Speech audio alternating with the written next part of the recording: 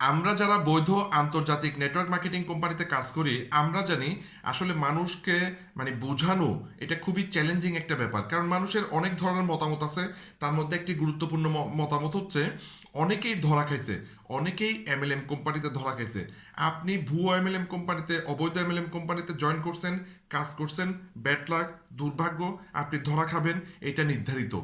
কিন্তু আপনি বৈধ একটি আন্তর্জাতিক ভালো কোম্পানিতে আপনি সুযোগ পাইছেন, এরপরেও যদি আপনি ফেল করেন, তাহলে এটা কিন্তু মেনে নেওয়া যায় না। ঠিক আছে, এটা সম্পূর্ণ কিন্তু আপনার দোষ। যেহেতু কোম্পানি সলিড ছিল, প্রোডাক্ট সলিড ছিল, সব কিছু ভালো ছিল, এরপরেও আপনি পারেন না। ঠিক আছে, আসলে এরপরেও অনেকে পারে না। কেন পারে না, আমি আপনাকে একটা বিষয় বলি। দেখেন, মানে প্রত্যেকটা মানুষ, অধিকাংশ মানুষ যে কাজটা শুরু করে সেটা শেষ করে না। ঠিক আছে, এটা মানুষের একটা কমন একটা সাইকোলজি, কমন একটা নেচার। যেটা শুরু করে সেটা শেষ করে না। আমার পিছনে অনেকগুলো বই আছে, এই বইগুলো কিনছি কোনোটা 1.5 বছর 2 বছর হয়ে গেছে, কিন্তু আমার কিন্তু এখনো পড়া হয়নি।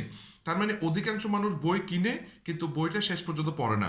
এরপর যে বিষয়টা সেটা হচ্ছে, মনে করেন অধিকাংশ মানুষ জিমে যায়, হ্যাঁ, উৎসাহ পাওয়ার পর জিমে যায়। ঠিক আছে, কিন্তু জিমে যাওয়ার পরে 2-3 মাস করার পর জিম থেকে ছেড়ে চলে আসে। ঠিক আছে, আপনি একটু জিনিস চিন্তা করে দেখেন, কতজন প্রফেশনাল বডি বিল্ডার হয়েছে আর কত লাখ মানুষ আসলে জিমে রেজিস্ট্রেশন করছিল বা ভর্তি হয়েছিল। আপনি এই পরিসংখ্যানটা নিলে বুঝবেন। ঠিক আছে, প্রত্যেকটা জায়গায় সেম পরিসংখ্যান। আপনি যদি খেলোয়াড় হতে চান, চিন্তা করে দেখেন আমাদের নর্মাল মাঠে ঘাটে গ্রামে কত লক্ষ লক্ষ ক্রিকেটার, কত লক্ষ লক্ষ ফুটবলার আছে, কিন্তু জাতীয় পর্যায়ে কতজন চান্স পাচ্ছে, কতজন উনি একটা সফল কেরিয়ার করতে পারতেছে খেলাধুলার মাধ্যমে। এরপর মনে করেন অভিনয় করতেছে, টিকটকে দেখেন, মানে অভিনেতার অভাব নাই, প্রচুর অভিনেতা। ঠিক আছে, কিন্তু কতজন আসলে রিয়েলি অভিনয় জগতে সফল হতে পারছে। ঠিক আছে, এরপর মনে করেন অনেকেই বই লিখে, আসলে বইয়ের জগতে কতজন সফল হতে পারছে। এরপর মনে করেন রিয়েল এস্টেট ব্যবসা অনেকেই করে, বিশেষ করে ইউএস এর একটা পরিসংখ্যান আমি আপনাদেরকে দিচ্ছি। রিয়েল এস্টেট লাইসেন্স পাইছে এই ধরনের 90% প্রতিষ্ঠান, যারা একটি ঘরও সেল করতে পারে নাই, একটি হাউস বা একটি ফ্ল্যাটও তারা সেল করতে পারে নাই।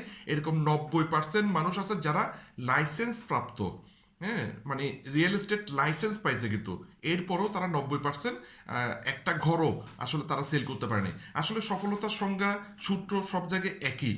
ঠিক আছে, সবাই পারবে না। তো সেম নেটওয়ার্ক মার্কেটিং ব্যবসা তো একই, আসলে সবাই পারবে না। ঠিক আছে, তো এটা আহ, মানে আপনি একটু ডিপলি চিন্তা করলে বুঝবেন আসলে কারা পারবে, কারা প্রফেশনাল হয়। একটি নির্দিষ্ট কাজ আপনি মনোযোগ সহকারে শিখে, আপনার একজন কোর্স থাকবে, ওনার কাছ থেকে শিখে যদি 7 বছর 8 বছর 10 বছর করে যেতে পারেন, তাহলে আপনি সফল হতে পারবেন। সফলতার একটাই সূত্র। ভিডিওটি ভালো লাগলে শেয়ার করবেন, কমেন্ট করবেন। ধন্যবাদ।